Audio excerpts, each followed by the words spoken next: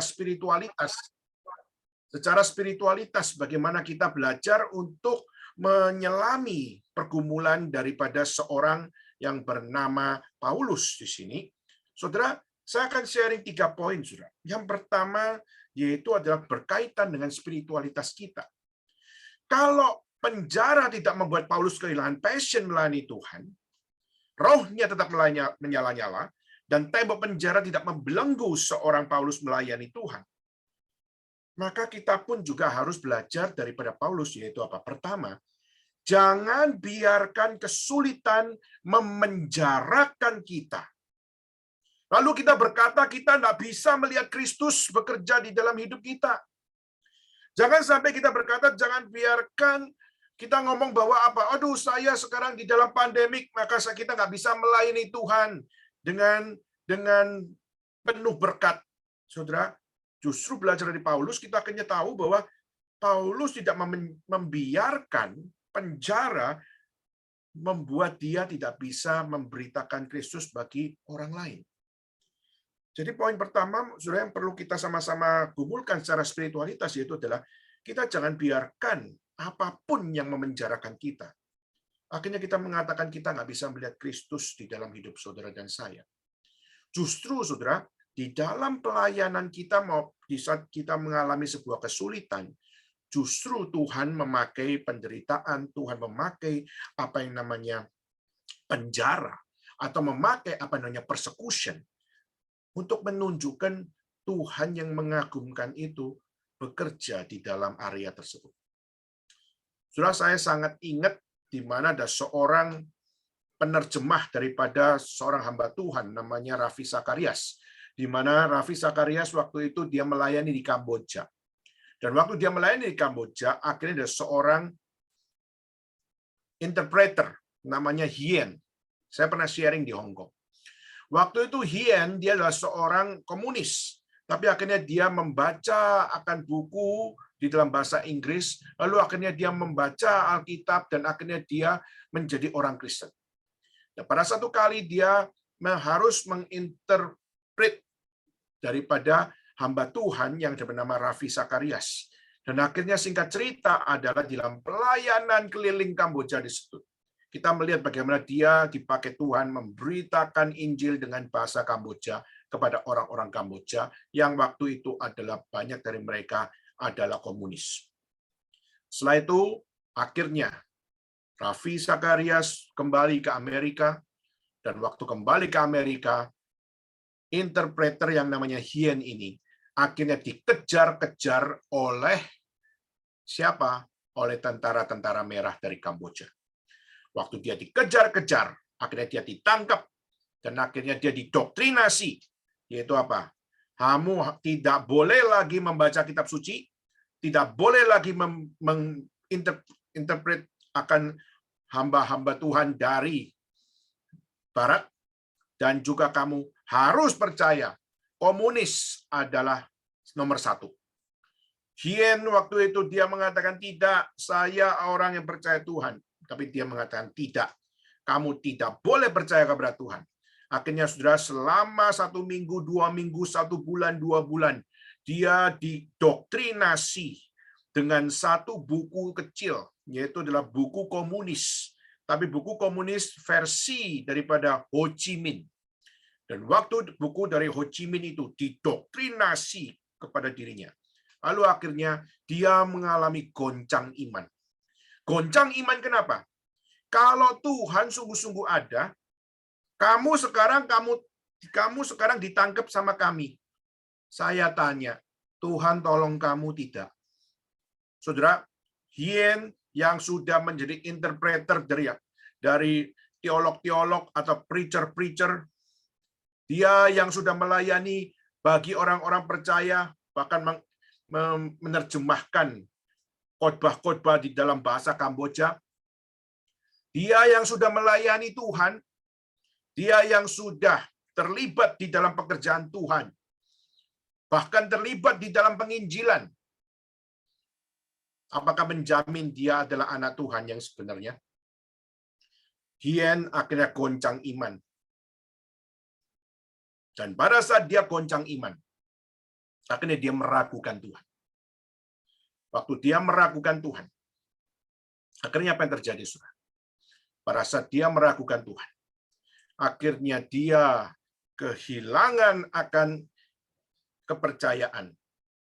Sampai pada satu kali, akhirnya yang terjadi apa? Dia disuruh untuk membersihkan WC daripada jenderal dari seorang pemimpin. Jadi dia disuruh membersihkan ruangan daripada jenderal itu, termasuk WC-nya. Dan di WC-nya, saudara, kotor luar biasa. Jorok luar biasa.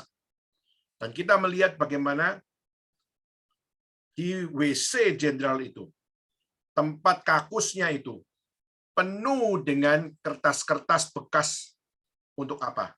Untuk cebok dia punya pantat. Nah, saudara, waktu Hien masuk ke situ, dia waktu membersihkan itu, akhirnya dia kaget. Kenapa dia kaget? Karena waktu dia lihat kertas bekas cebok itu, dia lihat kertas itu adalah kertas yang berisikan aksara dalam bahasa Inggris. Nanti waktu dia baca lagi, akhirnya apa? Akhirnya dia baru sadar. Kertas yang dipakai buat cebok itu adalah Alkitab. Adalah sobekan daripada Bible. Dan dia waktu baca, dia temukan satu ayat. Dan ayat itu mengatakan bahwa apa? Tidak ada seorang pun yang bisa memisahkan kasih Allah. Kasih Allah begitu dalam. Kasih Allah begitu panjang lebar, dan tidak ada satu pun yang bisa untuk melukiskan semuanya itu. Dan saudara, waktu dia baca kasih Tuhan tidak mungkin, tidak ada seorang pun yang bisa untuk memutuskannya. Kasih Tuhan tetap relevan. Engkau menderita, tapi kasih Tuhan tetap ada. Dan meskipun engkau menderita, kasih Tuhan tidak akan terpisahkan darimu. Dan waktu dia lihat kertas itu, dia nangis karena dia sadar bahwa aku adalah orang percaya, tapi gara-gara didoktrinasi oleh buku dari Ho Chi Minh, akhirnya ditanya, kamu kalau orang Kristen, kenapa Tuhan tidak tolong kamu? Itu menunjukkan Tuhan tidak ada. Dan waktu itu akhirnya terjadi apa? Yang terjadi akhirnya Hien, akhirnya dia nangis dan akhirnya dia mengumpulkan kertas-kertas itu, dia cuci dengan air meskipun masih bau kotoran, tapi dia tetap cuci dan dia simpen. Lalu dia bilang, saya mau bersihkan WC daripada jenderal itu. Saya mau setiap hari bersihkan. Saya mau setiap hari bersihkan. Dan saudara, dan setiap hari kumpulkan kertas-kertas bekas cebok itu. Dan akhirnya dia bawa pulang. Dia baca dengan air mata. Dia berdoa dengan air mata. Dia bergumul dengan air mata. Dia memohon kepada Tuhan pertobatan yang sejati. Saudara, kisah ini adalah salah satu kisah dari Hien yang perlu kita juga belajar. Seringkali kesulitan memenjarakan kita. Tapi saudara, jangan pikir waktu kesulitan datang, kita tidak bisa melihat Kristus di dalam kehidupan kita yang sulit itu. Bukan berarti waktu kita hidup di dalam kesulitan, maka Tuhan meninggalkan kita dan Tuhan tidak lagi relevan lagi. Tidak. Paulus menunjukkan justru karena aku dipenjarakan, kemajuan Injil terjadi. Justru waktu aku dipenjarakan, justru mereka tahu aku dipenjarakan bukan karena aku, tapi aku dipenjarakan karena Kristus. Dan meskipun karena Kristus aku dipenjarakan, aku tetap memberitakan Kristus. Aku tetap memberitakan Injil. Dan aku tetap mengajar Injil. Aku tetap mengajarkan Kristus. Dan aku tetap memproklamasikan Injil. Aku tetap juga memproklamasikan Kristus.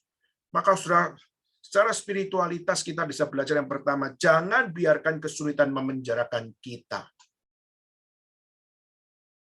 Dan jangan kita mengatakan penjara yang memenjarakan kita itu membuat kita tidak bisa melihat Kristus dalam hidup kita. Hari ini pandemik mungkin bisa menjadi penjara bagi kita, di mana kita tidak bisa punya kebebasan ini dan itu. Tetapi saudara, percayalah bahwa kesulitan yang ada tidak membuat kita kehabisan akal, kehabisan mental, maupun kehabisan aplikasi untuk bagaimana kita melihat Kristus bekerja. Melihat Kristus memakai kita bekerja di dalam keterbatasan yang ada. Saudara, itu poin pertama secara spiritualitas yang saya bisa sharingkan kepada saudara sekalian.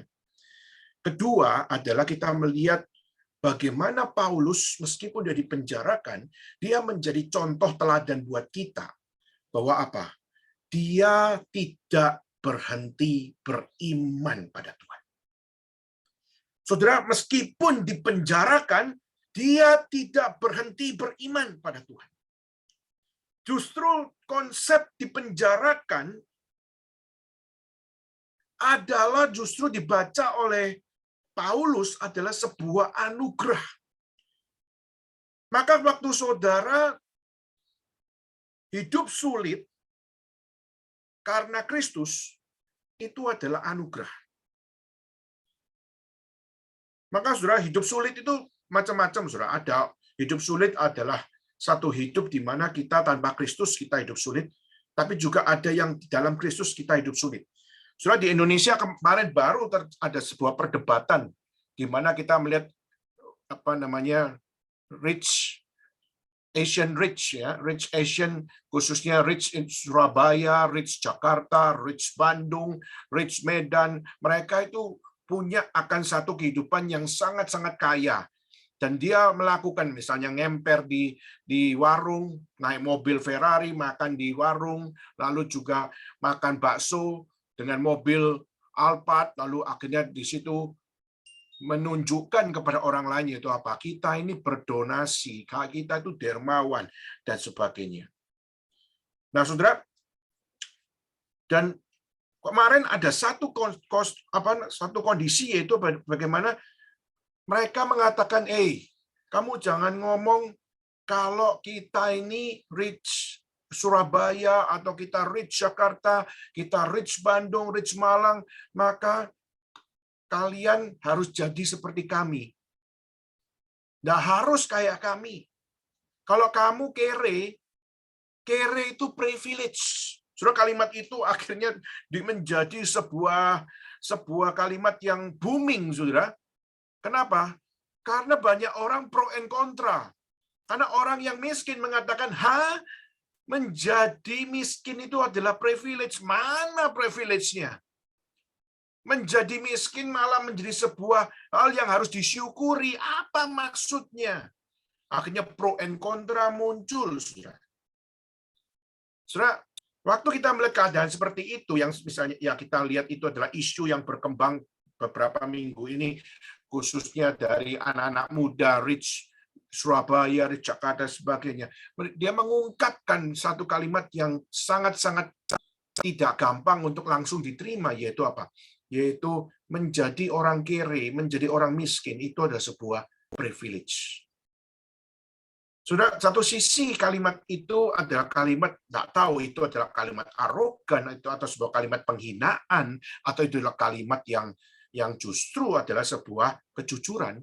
Bahwa apa? Karena mungkin orang yang banyak uang, karena kebanyakan uang, nggak bisa bahagia dengan benar. Bahagia sih bahagia memakai uang, tapi tidak bahagia karena takut kehilangan uang, misalnya, gitu ya. Maka saudara, kita melihat bagaimana banyak orang punya andai-andainya sendiri masing-masing. Tapi Paulus, saudara, dia tidak berandai-andai. Dia justru memberikan sebuah proclamation, dan bahkan dia mungkin memberikan sebuah statement yang sangat-sangat uncommon, yaitu adalah dipenjarakan karena Kristus. Justru membawa kemajuan Injil. Justru dipenjarakan karena Kristus. Semua yang di istana dan semua orang lain tahu bahwa aku dipenjarakan karena aku melayani Tuhan. Dan saudara, dan dia tetap tidak berhenti beriman. Dia tetap tidak berhenti mengajar. Dia tetap tidak berhenti melayani Tuhan. Dan saudara, maka bisa dipenjarakan karena Kristus. itu adalah sebuah anugerah yang Paulus percaya. Sudah waktu saya membaca akan kisah daripada Paulus dipenjarakan, sudah satu hal yang sampai sekarang saya nggak habis pikir, yaitu apa? Bagaimana mungkin dikatakan anugerah di saat bicara tentang suffering atau bicara tentang persecution? Bagaimana mungkin bicara tentang teologi of suffering, bicara tentang teologi of persecution, tapi dikatakan ini adalah teologi of blessing. Saudara, kalau kita bilang anugerah itu, ya pasti yang kita harapkan adalah prosperity teologi, kemakmuran, atau kesehatan, atau juga setiap kondisi-kondisi di mana kita hidup di dalam kenikmatan. Tapi justru waktu kita bicara tentang kesulitan, kita bicara tentang persecution, bicara tentang suffering, justru dikaitkan dengan anugerah. Saudara, kita tidak akan pernah bisa memahami ini jika kita tidak melihat Kristus. Kalau kita tidak melihat kepada Kristus yang dilihat juga oleh Paulus, maka saudara, kita tidak mungkin akan melihat dipenjarakan karena Kristus adalah anugerah. Maka saudara, waktu kita mengalami kesulitan, mengalami penjara, saya percaya ini adalah sebuah pembelajaran teologi untuk apa? Doktrin kita diuji, doktrin kepercayaanmu diuji, iman kepercayaanmu diuji. Apakah engkau masih tetap percaya kepada Tuhan di saat kondisi-kondisi yang susah ini menjadi konteks dalam hidupmu? Saudara, tadi saya mengawali dengan saya mau sharing seorang hamba Tuhan yang namanya Wang Mingtao. Wang Mingtao adalah seorang hamba Tuhan yang lahir tahun 1900 sampai 1991. Nah, dia lahir di dalam satu konteks di mana di China, di Beijing, itu terjadi sebuah peristiwa, yaitu yang namanya Boxer Rebellion.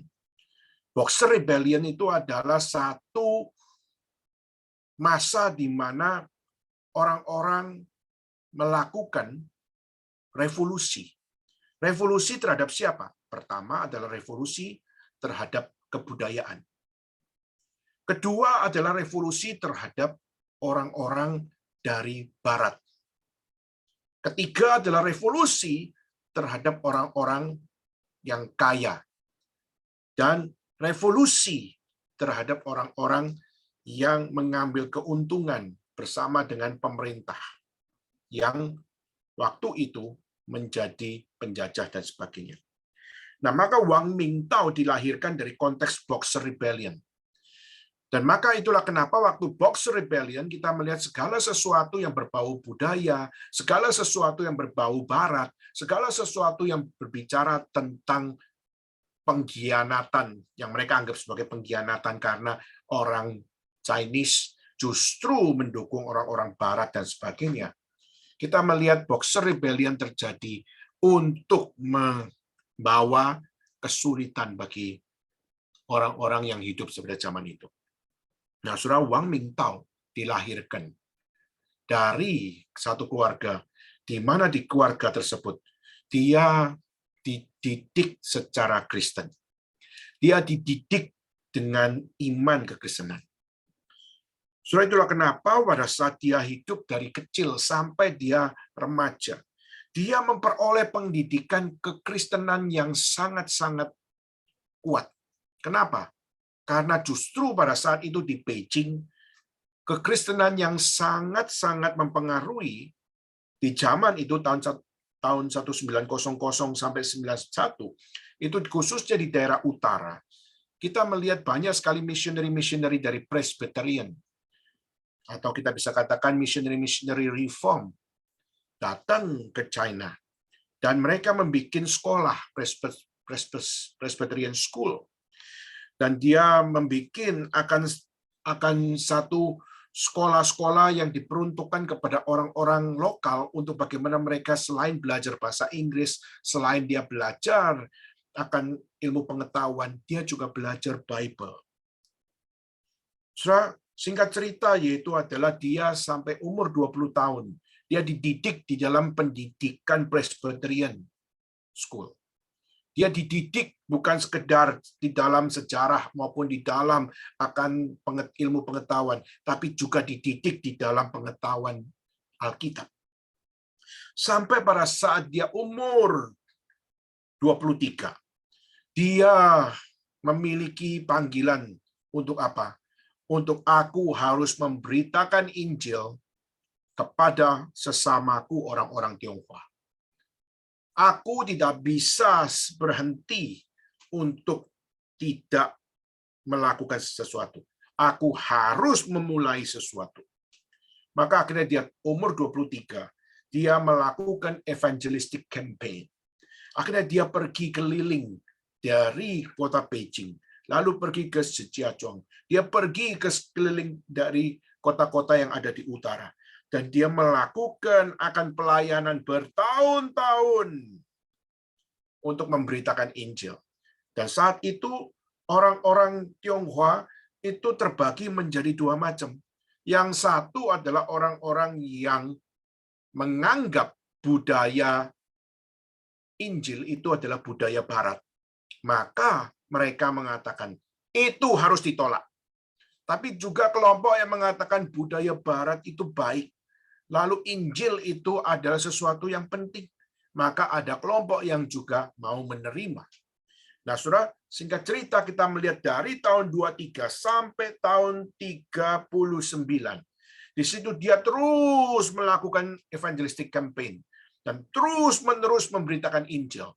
Sebenarnya ini adalah contoh anak muda yang dari kecil dibentuk di dalam Injil, lalu akhirnya dia menyadari bahwa hidupku tidak bisa hanya sekedar mendengar Injil, belajar Injil, atau hidup di dalam Injil saja, tapi aku harus untuk memberitakan.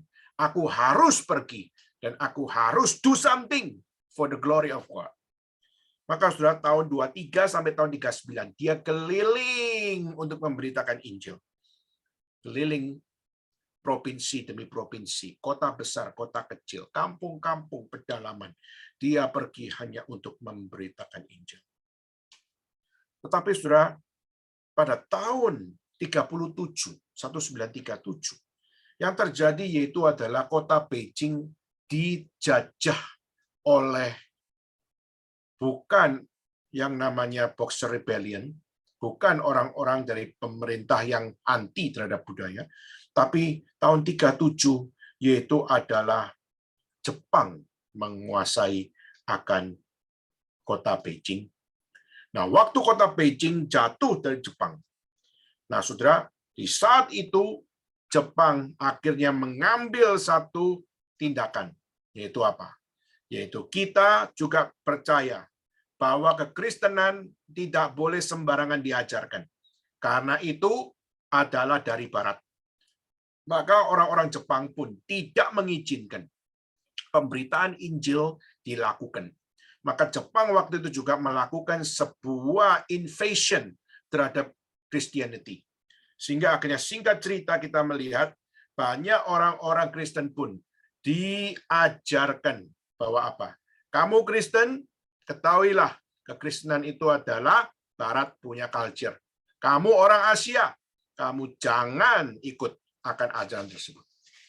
Nah, saudara, dan singkat cerita kita lihat tahun 39, bagaimana semua yang dituliskan atau segala sesuatu yang ada di dalam budaya Tionghoa, semua harus disensor oleh Jepang. Maka Jepang menguasai supaya apa? Tidak boleh sembarangan baca. Tidak boleh sembarangan mendengar. Tidak boleh sembarangan percaya. Jangan sembarangan untuk melakukan segala sesuatu. Tetapi saudara, Jepang akhirnya saat itu mengalami sebuah kesusahan. Kenapa? Karena terlalu banyak orang yang sudah percaya kepada Kristus waktu itu. Karena sudah banyak mereka yang dengar Injil dan mereka berani berkata, I am Christian. Lalu Jepang untuk mengatakan bahwa kalau kamu mengaku Kristen, maka kamu akan saya hukum. Dan herannya adalah orang Kristen Tionghoa justru mengatakan, kamu mau tangkap saya, tangkaplah saya. Akan ditangkap 1, 2, 3. Akhirnya dia melihat sudah ditangkap begitu banyak, masih banyak yang bilang, mau tangkap saya, tangkap saya. Akhirnya Jepang boat, saudara. Dan akhirnya pada saat Jepang sendiri boat dan tidak tahu bagaimana menyelesaikan masalah, khususnya orang-orang Kristen Tionghoa yang ada di daerah utara. Akhirnya saudara, tahun 42 apa yang dilakukan oleh pemerintah Jepang? Pemerintah Jepang akhirnya bikin satu federation. Dia bikin satu federation namanya North China Christian Federation. Dan waktu dia bikin federation itu, dia mengestabliskan satu hal, yaitu apa? Kekristenan yang sejati itu adalah kekristenan yang established. Kekristenan yang sejati adalah kekristenan yang ditetapkan oleh Jepang. Ini adalah kekristenan. Dan waktu Jepang menetapkan itu, dia memakai akan satu patokan. Mau menjadi Kristen yang diakui oleh Jepang, maka harus mendengar pengajaran dari seorang missionary yang namanya Timothy Richards. Timothy Richards itu dari 1845 sampai 1919. Missionary ini, saudara mungkin tidak pernah dengar. Kenapa?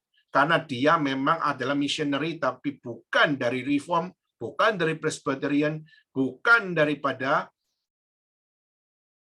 Metodis, tapi dia adalah missionary yang mengajarkan liberalisme. Jadi Kristen liberal. Maka ini adalah contoh missionary. Saudara coba pikir, Kristen liberal melakukan misi untuk mengajarkan jangan ikut Kristen yang sejati, tapi ikut Kristen yang liberal. Yesus bukan Tuhan, Alkitab bukan kitab suci. Saudara lihat, orang yang bermisi bukan cuma orang Kristen, tapi orang yang berpengajaran sesat pun melakukan penginjilan, melakukan misi. Maka saudara, kalau dunia misi diisi oleh orang-orang kayak begitu, maka apa jadinya dunia ini? Maka itulah kenapa kekristenan, Alkitab mencatat, pergilah, jadikan semua bangsa muridku. Ajarlah mereka, baptislah mereka. Saudara, itu adalah karena kita tahu apa itu kebenaran. Dan kebenaran harus diberitakan. Tapi kita juga melihat fakta. Bagaimana seorang Timothy Richards yang jelas-jelas missionary liberal, tapi konsep teologi liberalnya diakui oleh Jepang, sehingga kita melihat Jepang menyatakan, ini loh Kristen yang benar. Kristen yang kamu dengar itu semua salah. Yang kamu dengar dari Wang Mingtao itu salah. Yang kamu dengar daripada orang-orang Presbyterian itu salah. Yang didengarkan sama orang-orang Reform itu salah. Nah, saudara, dan salah satunya yang mendatangkan Timothy Richards itu adalah seorang teman daripada Mao Zedong. Namanya adalah Wu Yaozhong. Nah, saudara, ini adalah sebuah informasi untuk saudara sekalian. Bagaimana akhirnya kita melihat yang dilakukan oleh Jepang. Inilah yang memulai hari ini. Kenapa di China kekristenan yang diakui oleh pemerintah lebih banyak adalah dari liberal. Inilah akar mula. Kenapa gereja-gereja pemerintah adalah gereja-gereja yang aman. Karena mereka tidak mengajarkan Kristus adalah satu-satunya Tuhan dan Juru Selamat. Karena tidak mengajarkan Alkitab adalah firman Tuhan. Tapi mereka mengatakan bahwa komunis itu lebih tinggi daripada gereja, lebih tinggi dari firman Tuhan. Kalau kita melihat apakah itu adalah produk daripada komunis, waktu itu belum Chinese Communism. Waktu itu China masih berada di dalam pemerintahan Jepang tahun 42. Maka komunis belum masuk. Maka akar kenapa hari ini gereja pemerintah, established church di China, itu memakai format, yaitu apa? Ada established, ada underground. Itu dimulai dari sini.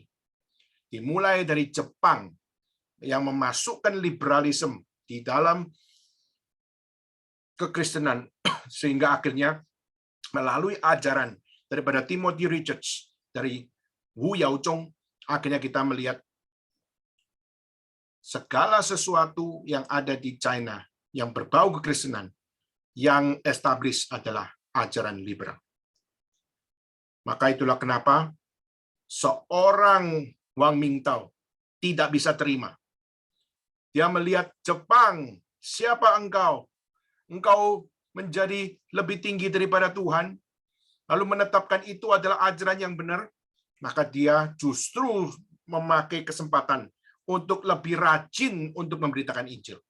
Semakin dibilang sesat oleh pemerintah, dia semakin getol memberitakan Injil.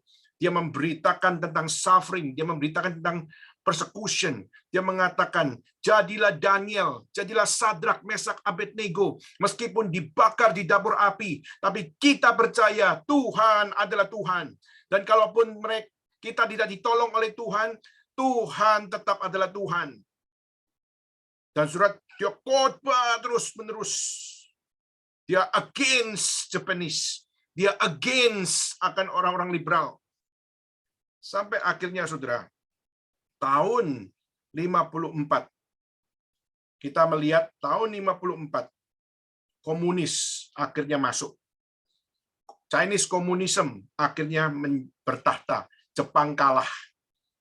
Dan akhirnya di situ orang-orang Chinese komunis melanjutkan apa yang dilakukan oleh Jepang. Jadi ini bukan ide daripada Chinese Communism. Mereka hanyalah melanjutkan apa yang dilakukan oleh Jepang. Maka sudah waktu itu, tahun 54, di-establishkan apa namanya Three Self-Patriotic Movement, dan pada saat itu Wang Mingtao tetap mengatakan, komunis atau Jepang atau liberal tidak akan membuat aku berhenti memberitakan Injil. Dan akhirnya tahun 55 dia ditangkap. Kenapa? Karena dia mengkhotbahkan Injil Tuhan. Lalu akhirnya dia dipenjarakan. Dan waktu dia dipenjarakan, dia disuruh untuk mengatakan, kamu beragama salah. Kekristenanmu kekristenan yang salah. Lalu ajarkan kepada jemaatmu bahwa kekristenan yang benar itu adalah pemerintah. Tetapi saudara, dia mengatakan, no, saya tidak akan melakukan itu. Nah, saudara, lalu akhirnya tahun 57 ditangkap lagi bersama dengan istrinya. Dan sampai pada saat istrinya juga ditangkap. Istrinya sakit keras di penjara. Dan waktu sakit keras, Wang Mingtao dikatakan, Mr. Wang, istrimu sekarang lagi sakit keras. Sebentar lagi dia akan mati.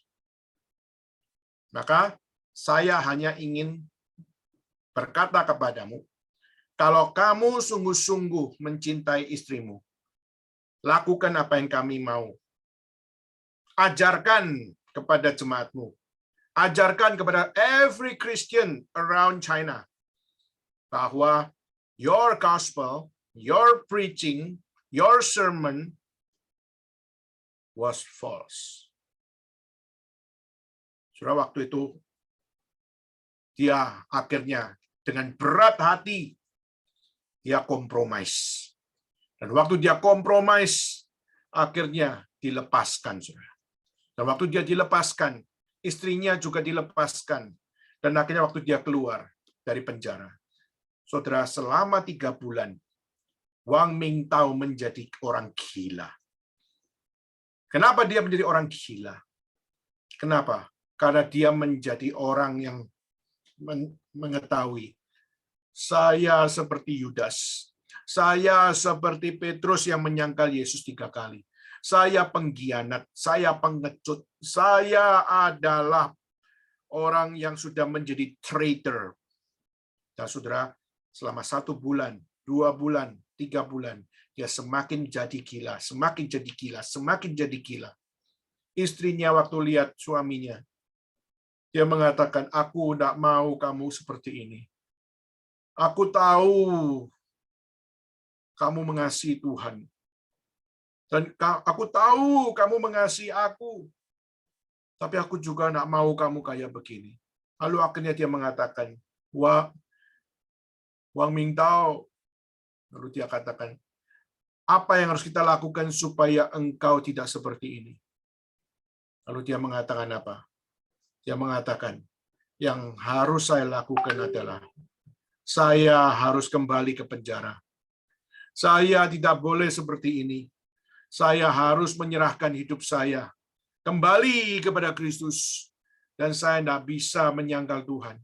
Saya harus ambil kata-kata itu kembali. Dan itu memungkinkan aku dipenjarakan. Lalu akhirnya, saudara tahu apa yang terjadi? Akhirnya, istri dari Wang Mingtao memegang tangannya. Wang Mingtao, mari kita kembali kepada mereka. Akhirnya mereka berdua berjalan menuju kantor polisi. Lalu akhirnya mengatakan, kami menyerahkan diri. Kami mencabut apa yang kami katakan. Kami tidak akan mengajarkan apa yang kamu mau. Kamu mau penjarakan aku? Penjarakan aku. Saudara, akhirnya dari tahun 57 sampai tahun 79, selama 22 tahun, Wang Mingtao dipenjarakan. Sebenarnya dia bisa untuk melarikan diri dari penjara, tapi dia mengatakan no. Dari tahun 57 sampai tahun 79, dia dipenjarakan.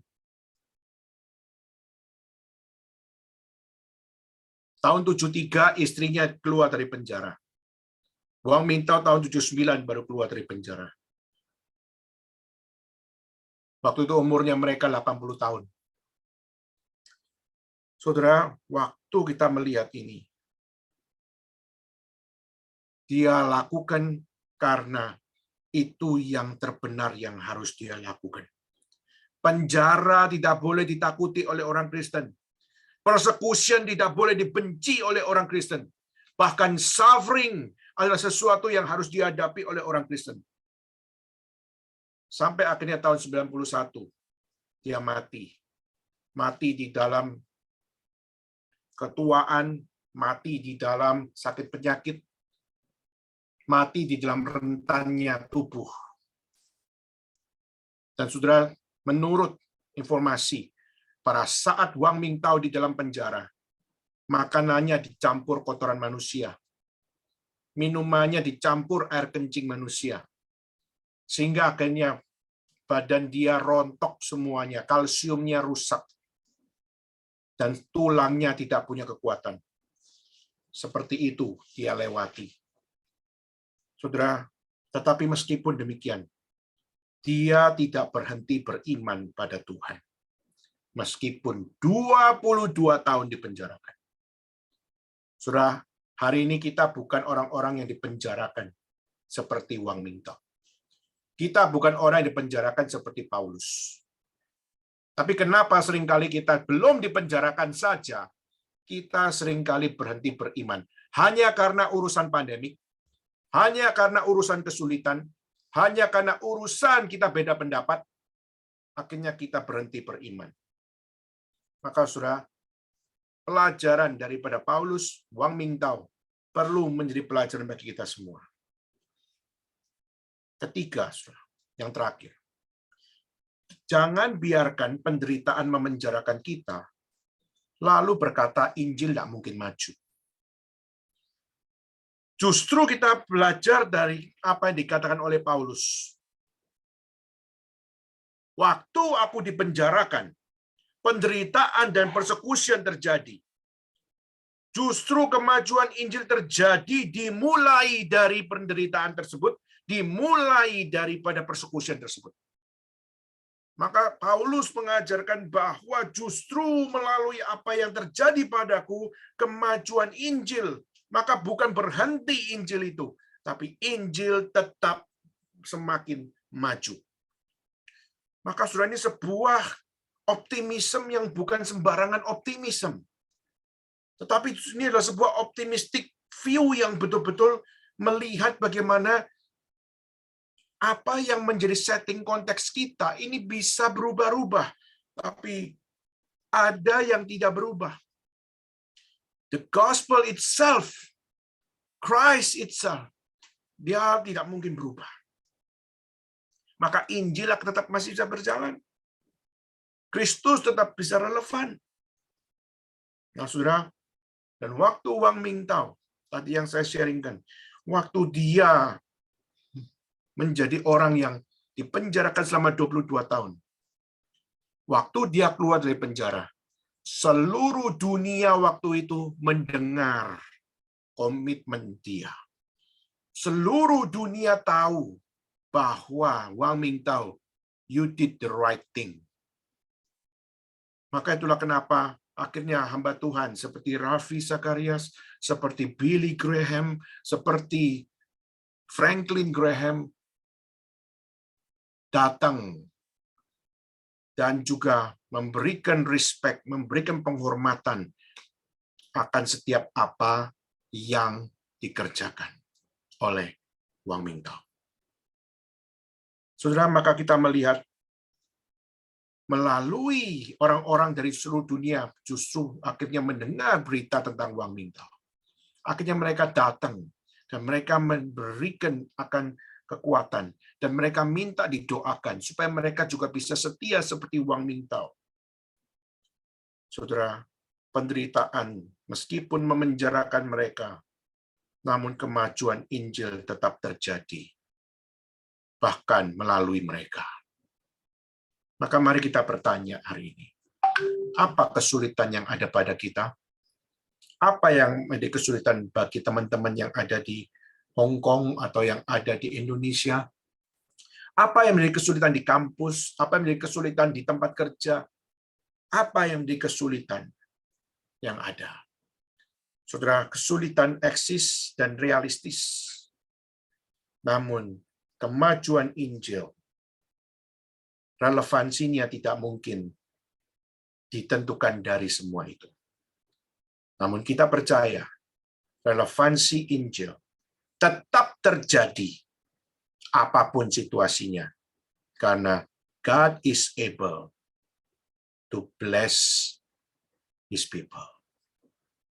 Maka melalui kesempatan ini, mari kita berdoa untuk orang-orang yang mengalami kesulitan, orang-orang yang mengalami sebuah persecution, atau orang-orang yang juga mengalami suffering, yang mengalami violence karena Injil.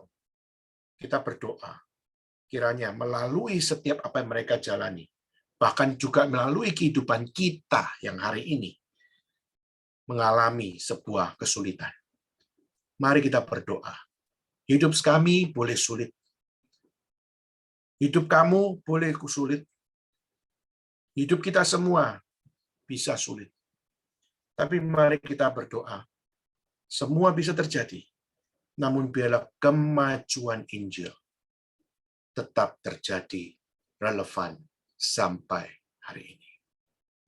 Kiranya Tuhan memberkati kita dan menguatkan kita semua.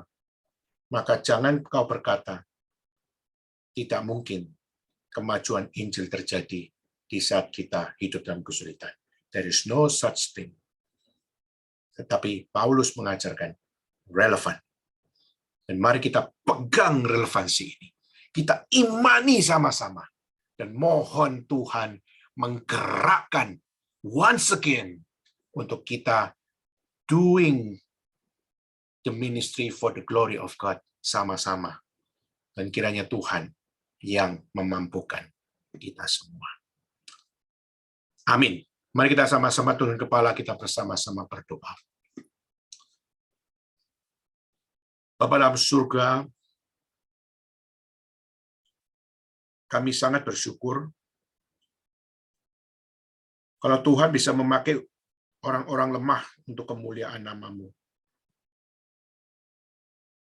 Kami percaya Paulus, meskipun secara status dia begitu elit rohani, elit secara kontemporer, namun Tuhan justru melihat apa yang ada pada dirinya, justru menunjukkan kelemahannya. Namun Tuhan masih mau ubah orang seperti ini dan melakukan setiap pekerjaan Tuhan yang membuat kami kagum dengan setiap apa yang Tuhan nyatakan. Tolonglah kami ya Tuhan yang seringkali kami kurang iman. sebagai orang percaya. Tapi seringkali kami nggak bisa melihat Kristus dalam hidup kami. Kami merasa dipenjarakan adalah sesuatu yang pesimistik. Dan bahkan kemajuan Injil nggak pernah kami pikirkan di dalam kondisi saat itu.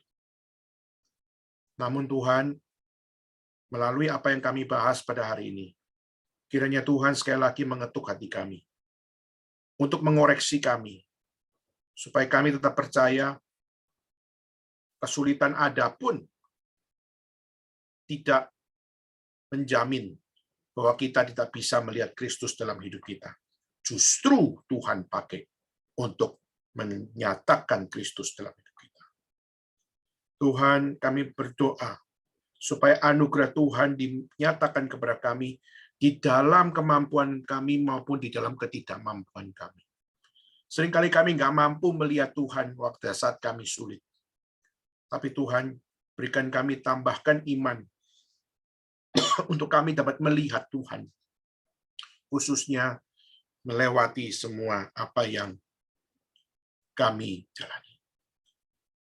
Dan tambahkan kepercayaan kepada kami untuk melihat Injil Tuhan tetap relevan untuk maju, meskipun di dalam kesulitan. Terima kasih ya Tuhan, kami juga menyerahkan untuk teman-teman kami yang ada di Hong Kong, di dalam masa pandemik maupun di dalam masa kasus Omikron yang juga masih begitu masif. Dan kami juga berdoa untuk setiap keterbatasan-keterbatasan yang ada. Kami berdoa supaya kami tetap percaya bahwa di dalam masa seperti ini pun kami dapat melihat Tuhan bekerja. Kami dapat masih melihat anugerah Tuhan. Dan kami masih bisa melihat kemajuan Injil hadir di dalam konteks hidup kami. Terima kasih Tuhan, inilah doa seru kami. Yang kami serahkan dalam nama Yesus Kristus kami berdoa, kami bersyukur.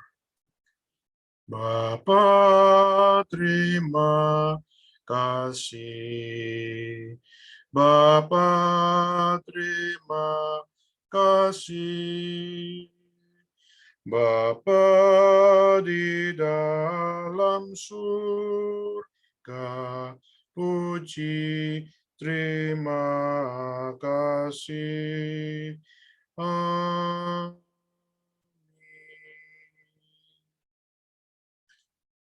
Baik, saudara sekalian, saat teduh